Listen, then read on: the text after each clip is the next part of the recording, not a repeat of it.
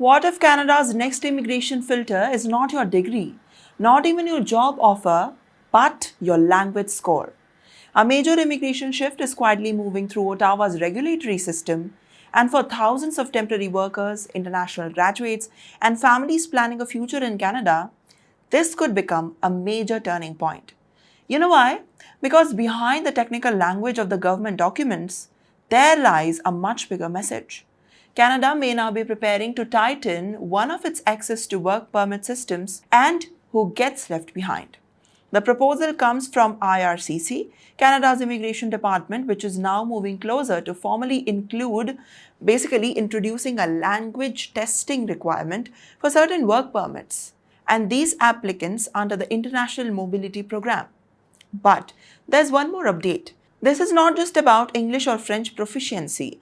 This is also about how Canada is redesigning its immigration pipeline at a time when housing pressure, job competition, healthcare scarcity, the strain, and political debate over migration are intensifying across the country. And according to the latest regulatory update, the professional proposal has already moved through the consultations and provinces, the territories, and also the private sector stakeholders. A formal publication in Canada Gazette is now expected in spring or summer in 2026. Now that may sound procedural, but make no mistakes here. In Canada's system, this is often the stage where policy ideas begin into the turning reality. However, there is another enormous uncertainty. IRCC has not confirmed which work permit categories will be affected. Now, the open work permits remain under the scrutiny as always.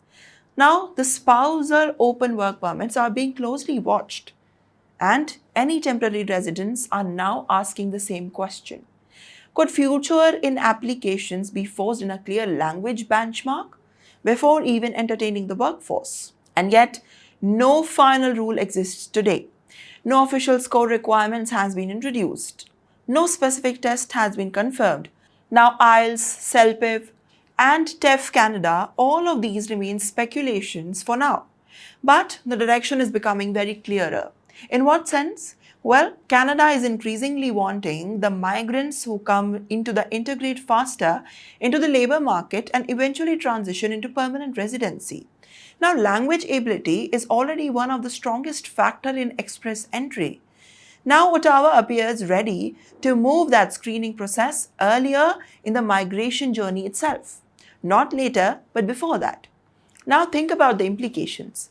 For employers, this could shrink the available talent pools. And for families, it could majorly create a new barrier. For temporary workers already inside Canada, it could reshape the long-term settlement plans. And perhaps, most importantly, it signals something really deeper. Now, that thing is, Canada's immigration system is no longer focused just on attracting people. It is now increasingly focused on filtering them more aggressively before even people arrive. Now, the proposal is still under review and public comments are still expected. Well, now the final rules may still change, but tonight, thousands are already watching Ottawa very carefully. Why? Because one regulatory update soon could now alter the future of Canada immigration pathways for years to come. What are your thoughts on this? Make sure to comment down below.